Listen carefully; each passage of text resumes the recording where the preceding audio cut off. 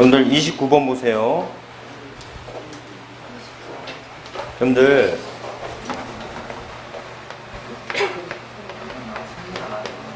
소득세는 언제 아니면 언제죠? 원칙은 대금 청산일과 등기 접수일 중 빠른 날이죠. 맞죠? 그래서 대금 청산일 언제예요? 8월 10일. 등기 접수일은 8월 9일이죠. 오케이? 그러면 양도시기 언제예요? 취득세 취득시기는 대금? 아니 이건 등기 접수일 8월 9일이 돼야 되겠죠. 오케이? 자, 그러면 취득세 취득시기는 언제예요?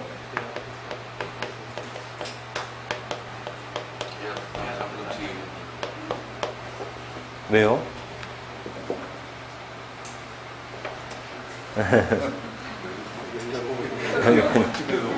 왜냐고 물으신다며? 그렇죠. 홍시 맛이 나서 홍시 맛이라고 생각했는데.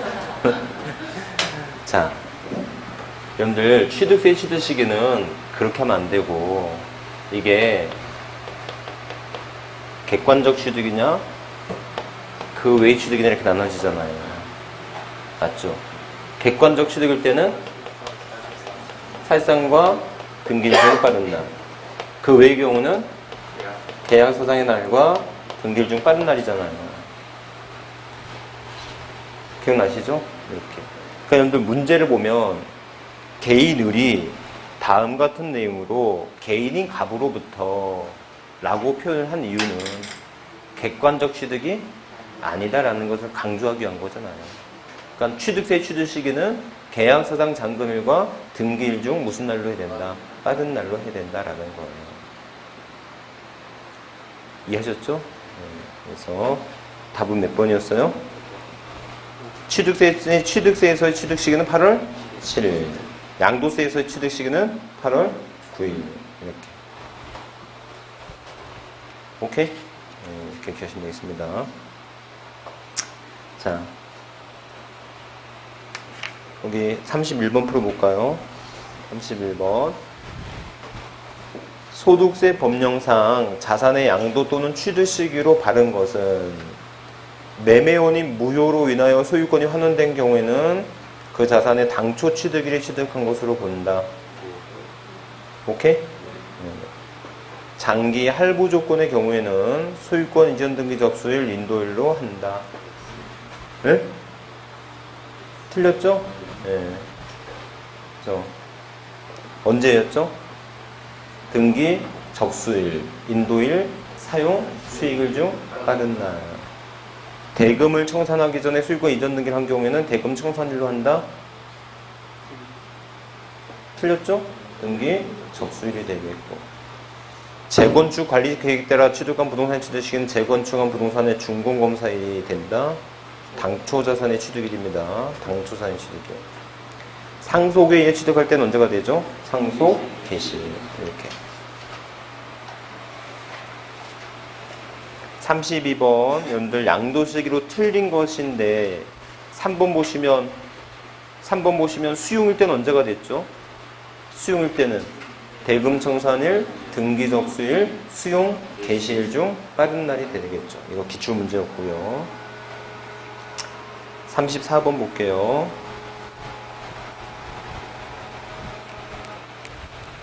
자, 매매 등의 일반적인 거래로서 대금 청산을 이전에 등기 등록한 경우에는 등기 등록의 접수일로 한다.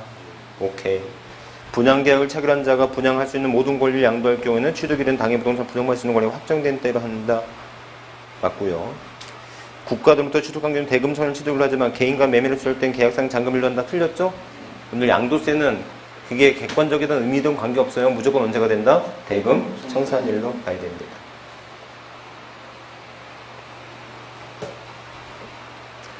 오늘 35번. 채권자가 채권담보를 목적으로 채무자 소유 부동산의 가등기를 설정한 경우 채무자의 채무 불이행으로 인하여 채권자 명의로 본등기를 이행할 경우는 취득 양도시기는 본등기한 날이 됩니다. 당연하죠. 예. 근데 가등기라고 하는 것은 순위 보존의 효력만 있는 것이지 권리 변동은 당연히 본등기로서만 이루어집니다. 양도시기를 판정함에 있어서 채무의 가름하여 대물 변제한 토지의 경우에는 소유권 이전에 관한 등기 접수일이 양도시기가 됩니다. 분양받은 아파트에 대한 항점은 융자를 충당할 때는 융자금을 잔금을 충당한 날을 대금 청산이라는 거 맞고요. 토지거래 허가구역 내에 토지를 취득함에 있어 허가를 받기 전에 대금을 청산한 경우에는 허가일에 취득한 것으로 본다. 이거 4번이 틀렸거든요. 자, 여러분들 이거 한번 보실래요?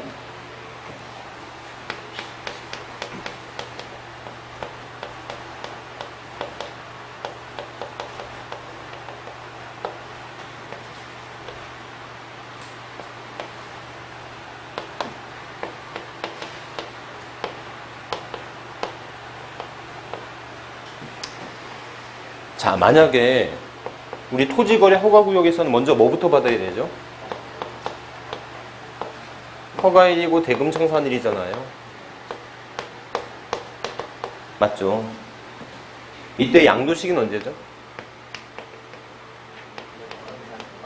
예? 대금 청산일이죠. 오케이? 이때 예정신고 납부는 언제까지 해야 되죠? 예정신고 납부는 양도리 속한 달의 말부터 2개월이 되니까 8월 31일까지죠. 여기까지 이해하셨죠? 자, 그런데 이게 바뀌었어. 이게 대금 청산일이고 이게 허가일이라면 이게 대금 청산일이고 이게 허가일이라면 어떻게 바뀌죠? 이때 양도시기 언제죠?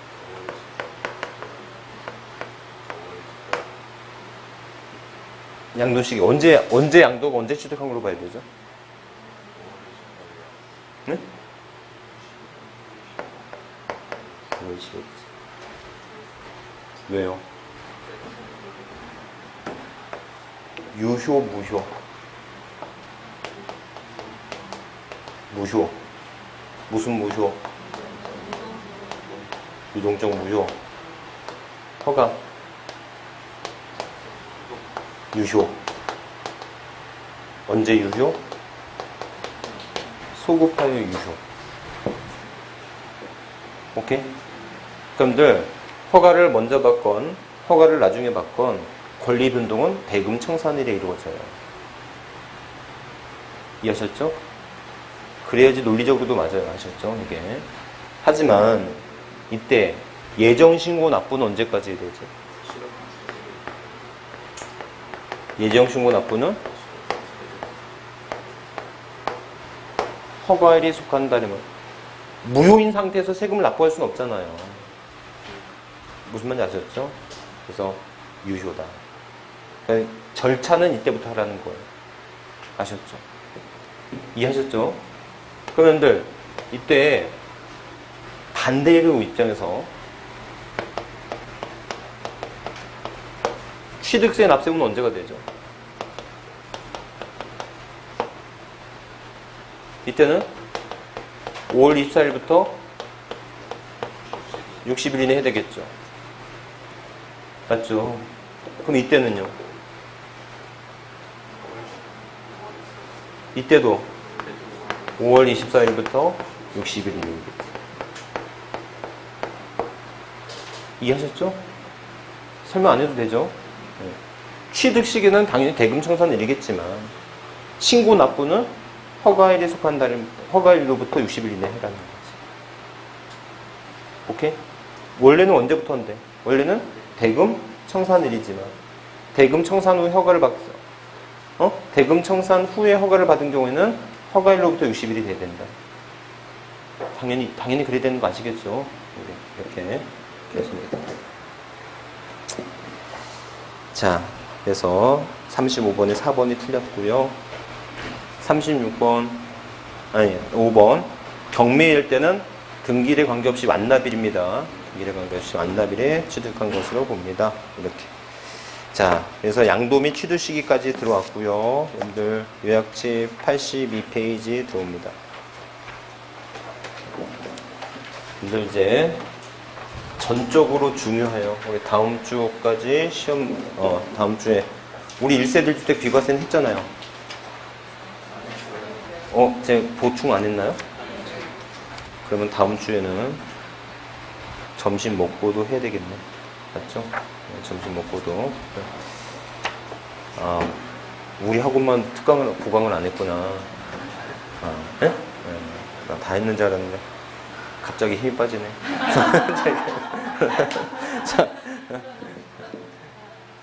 그래서 양도세 과세표준 여러분들 다음 주에는 몇 시에 끝날지 모르겠네요. 다 다음 주에는 그냥 끝날 때까지 끝나고 혹시라도 뭐 4시간에서 4시간 반 정도에서 끝날 수 있으면 점심 안 먹고 끝나겠는데 만약 더 해야 된다면 해야 되니까 좀 예상은 하고 오세요.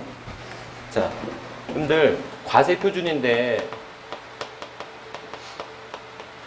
양도소득 과세표는 어떻게 구했죠? 양도가액에서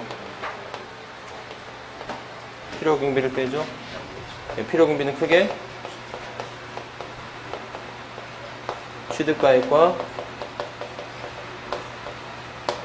기타의 필요경비로 할 수 있죠. 오케이? 이걸 뭐라고 한다 우리는? 이걸 양도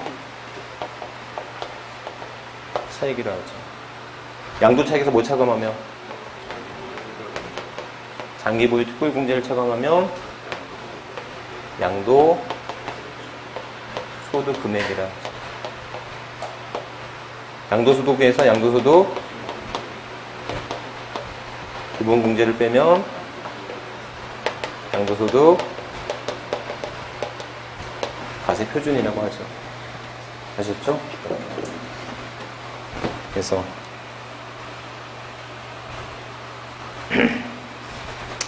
기억하시면 되겠죠. 이렇게. 자.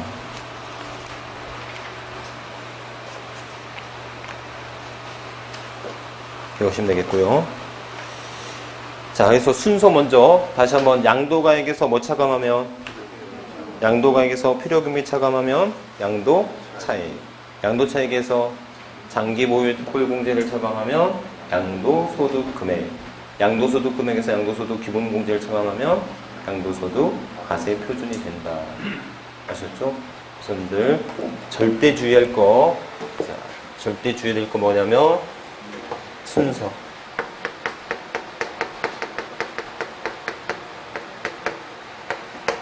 다만 여기에는 뭐 주의하라고요? 질문에 주의해야 돼요. 아셨죠? 이렇게. 자, 우선 첫 번째, 양도가액과 취득가액의 산정 기준인데요. 양도가액과 취득가액은 원칙적으로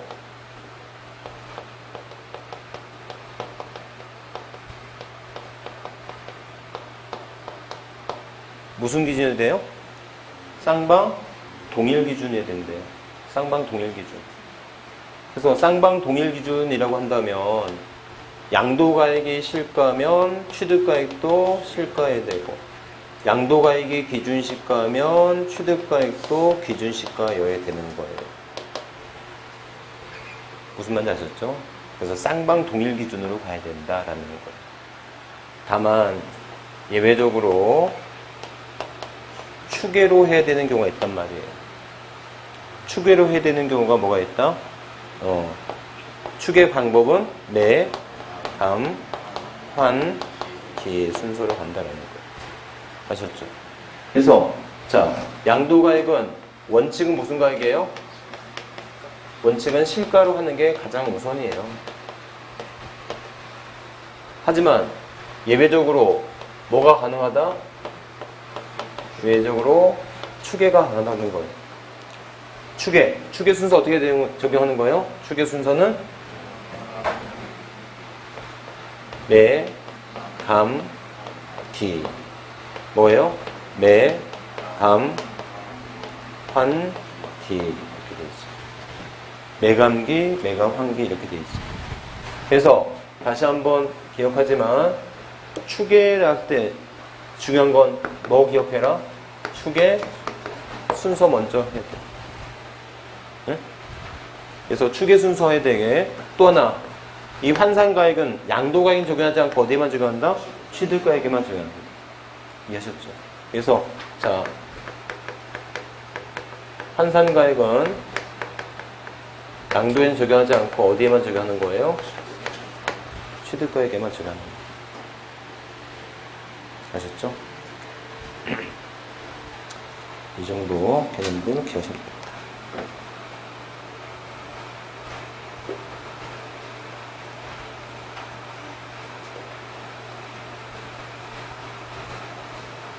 오케이? 이해하셨죠? 그래서 이제 두 번째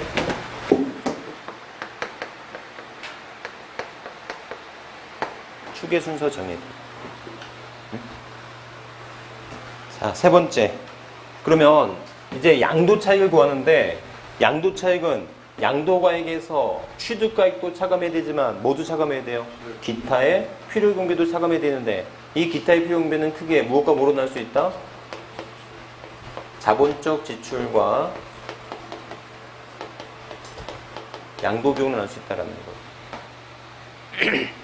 이해하셨죠? 그래서 다시 한번 보시면 자 부동산을 뭐하고 취득하고 부동산을 보유를 하고 부동산을 처분하는 과정 중에서 그래서 취득과 보유와 처분하는 과정 중에서 들어가는 일체의 경비를 우리는 뭐라고 하는데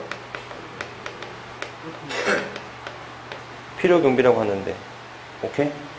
취득에 소요된 비용을 뭐라고 하고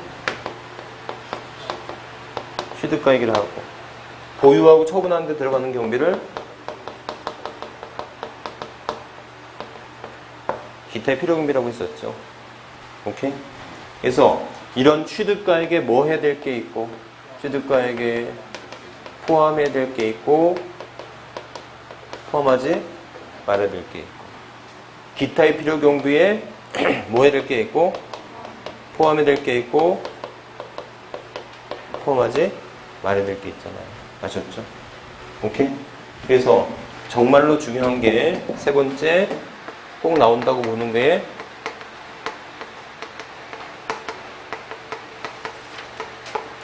필요경비 항목 필요경비 항목이 매우 중요하다라는 거 아셨죠? 필요경비 항목이 그래서 자 뭐 이렇게 기하시면 되겠다.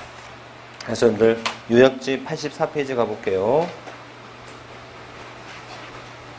요약집 84페이지에 필요경비라고 되어 있는 거. 그래서 그럼 필요경비 항목인데 자 대표적으로 뭐는 포함해라? 취득세나 등록면허세는 포함하죠.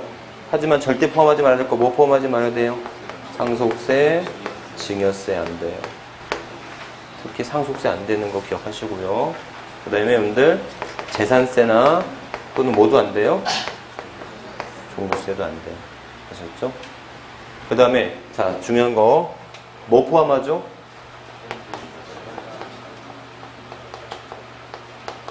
현재 가치 할인 차금 포함해야 되겠죠. 하지만 뭐 안 됩니까? 현재 할차 상가계획은 안 되죠. 네? 이거 결국 다른 소득에서 뭐 인정받은 거예요? 다른 소득에서 비용 처리된 거잖아요. 그냥 다른 소득에서 비용 처리된 것만큼은 취득가액에서 그것만큼을 빼야 되는 거죠. 마찬가지로 모두 마찬가지 이유라면 감가, 상가비 등도 다른 소득에서 비용 처리가 된 금액이 있다면 그 금액만큼은 취득가액에서 빼야 돼요. 지금 취득가액이 작아지면 그만큼 뭐가 커지는 거죠? 양도 차익이 커지게 되는 거죠. 그러니까 여러분들 감가상각을 해야 돼요? 말아야 돼요? 설명해 보세요. 감가상각 해야 돼요? 말아야 돼요? 그때 달라져. 어떻게 달라져요? 부동산을 처분할 거면 감가상각을 하지 말아야 되고 맞죠? 왜? 감가상각을 해버리면 취득가액이 줄어들고 취득가액이 줄어들면 양도 차익이 커지니까 내가 팔 거라면 하지 말아야 돼 감가상각을. 하지만 상속이나 내가 계속 보유하고 있을 거라고 한다면 감가상각을 해야 되는 거죠. 이해하셨죠? 이렇게 기억하시면 되겠습니다. 오케이? 이 정도. 자, 여기까지. 기억하시면 돼요. 그 다음에 여러분들 소송비용도 포함될 수 있죠? 소송비용 포함하지만 이런 소송비용도 역시 다른 소득에서 필요경비 인정받았다면 제외해라라는 거. 그 다음에 대금의 지급 방법에 따른 이자, 대금 지급 방법에 따른 이자는 포함하지만 대금 지급 지연에 따른 연체 이자는 포함하지 않아야 되고요. 자본적 지출, 여러분들 자본적 지출에 반대되는 말이 뭐예요? 수익적 지출이죠. 자본적 지출은 포함하지만 수익적 지출은 포함하지 않도록 되어 있고요. 자본적 지출의 내용은 자, 내용 연수를 증가시키거나 가치의 증가를 가져오는 것으로서 우리가 흔히 말하는 유익비가 되겠습니다. 아셨죠? 우리가 알고 있는 수익적 지출은 필요비에 해당되는 거고요. 그거 개념들 기억하시면 되겠습니다. 그 다음에 양도비용, 증권거래세, 신고서 작성비용, 공증비용, 인지대 이런 것들 다 포함합니다. 다 포함하지만 뭐일 때는 대출이자, 대출이자나 광고선전비 절대적으로 대출이자 안 된다는 점에 꼭 기억해 주세요. 아셨죠? 이렇게.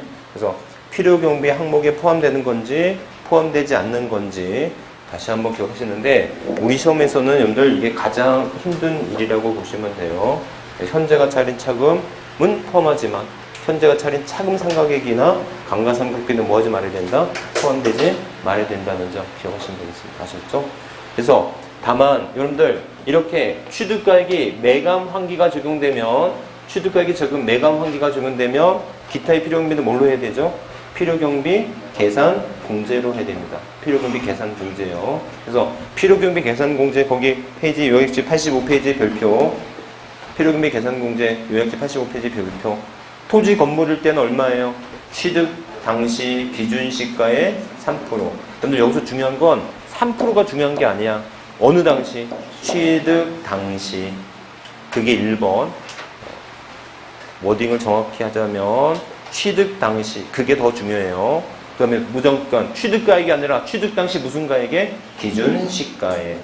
그리고 3%, 7%, 1%인데 여러분들 7%는 부동산에 관한 권리 중 이용할 수 있는 권리만 7%지 부동산을 취득할 수 있는 권리이거나 그 외의 것은 몇 프로다? 1%라고 하는 거. 다만 미등일 때 몇 프로라고요? 0.3% 적용한다.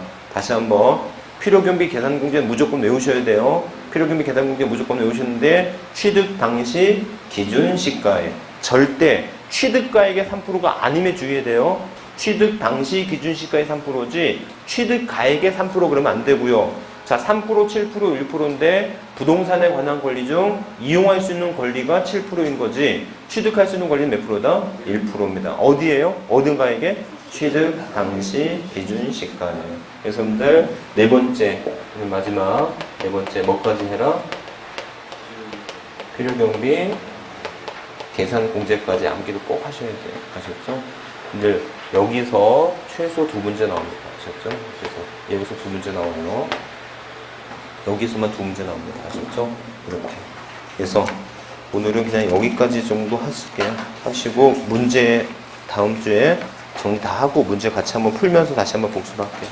다음 주에는 언제 끝날지 모르겠어요. 그래서 예상을 좀 점심을 먹어야 될 수도 있고 아니면 그냥 2시 반 정도까지 할 수도 있고 한번 제가 지켜볼게요.